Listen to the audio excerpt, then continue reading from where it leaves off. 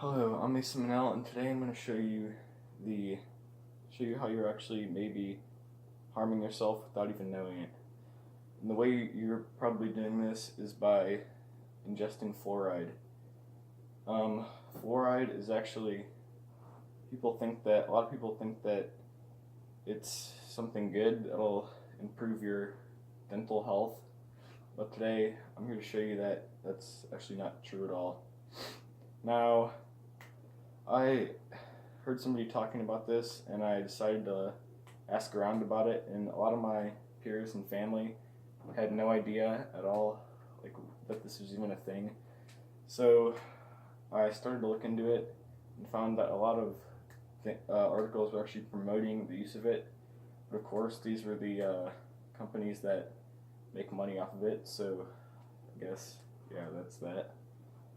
And the reason I chose this topic is because I found it very interesting once I started to look into it, and I just want to educate people about the truth. Now, some of the negative side effects about fluoride is skeletal fluorosis. When you take in fluoride, it actually hurts your bones, because when you take it in, the liver cannot process it, so it gets sent into the bloodstream and then mixes with the calcium, and then gets put into your skeletal system, which then weakens your bones. And of course, with weak bones comes weak teeth, since they're kind of connected. Secondly, lower fertility rates are directly linked with high use of fluoride.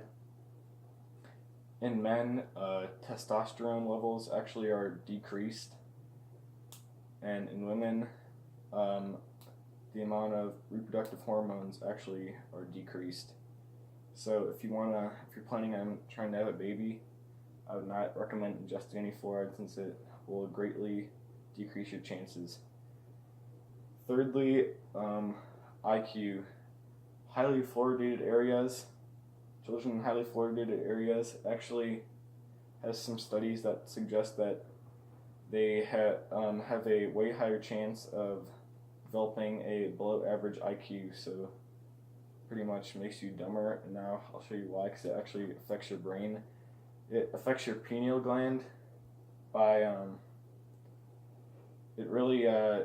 your pineal gland is a gland in your brain that it's right here, actually between your eyes, and it absorbs fluoride like a sponge, and it actually calcifies it, turns it hard.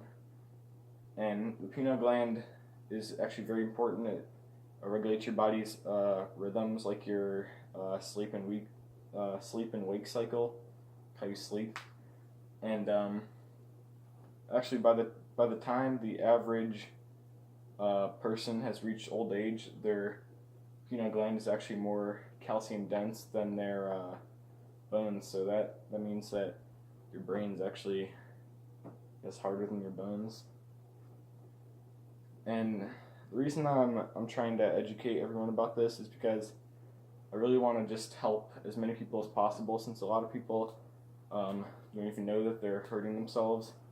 And if you keep ingesting this and think that it's just no big deal, you're not ever gonna reach your full potential, and you're just gonna be just willingly hurting yourself.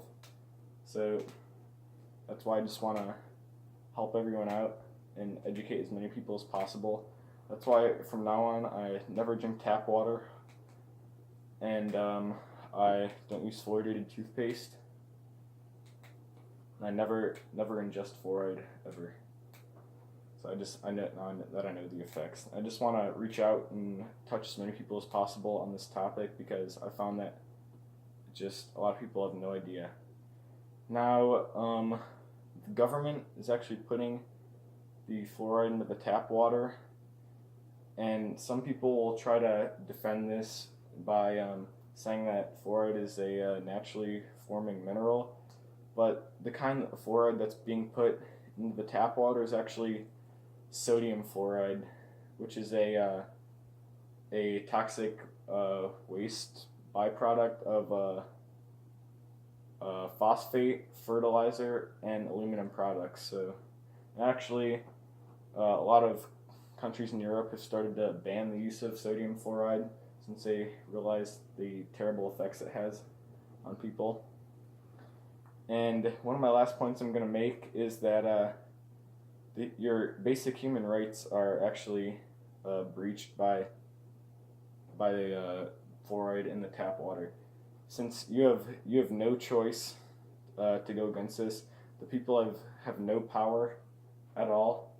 You can't do anything about it since they're so-called scientists. You just have to trust them, I guess.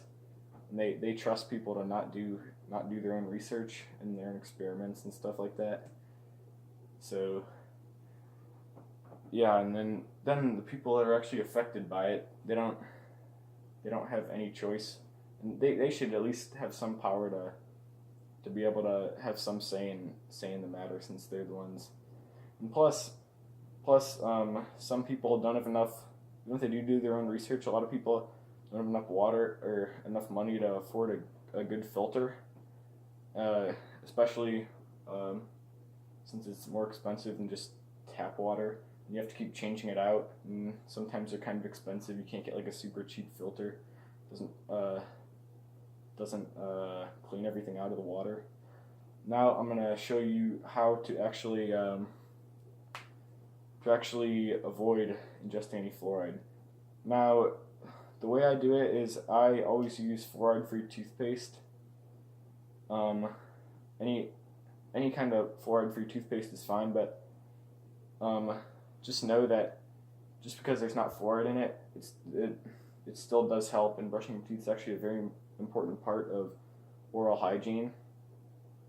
And also with drinking water, you should probably use a reverse osmosis filter or drink distilled water, since there's no fluoride in those and they completely filter the water good. And next, this last point is just pretty much the theme of the speech. Make sure to so sometimes people don't know the reason why they're putting the fluoride in the water, if they have such advanced scientists and experiments supposedly, but clearly they know it and they're just lying. But it costs more money to put it in than just to leave it, so it doesn't really make sense. And there's some theories out there, but I encourage everyone here to actually go out and do some unbiased, thorough research to find your own answer, because just question everything, and everything you're told is not always true, so just don't blindly trust anyone. So thank you.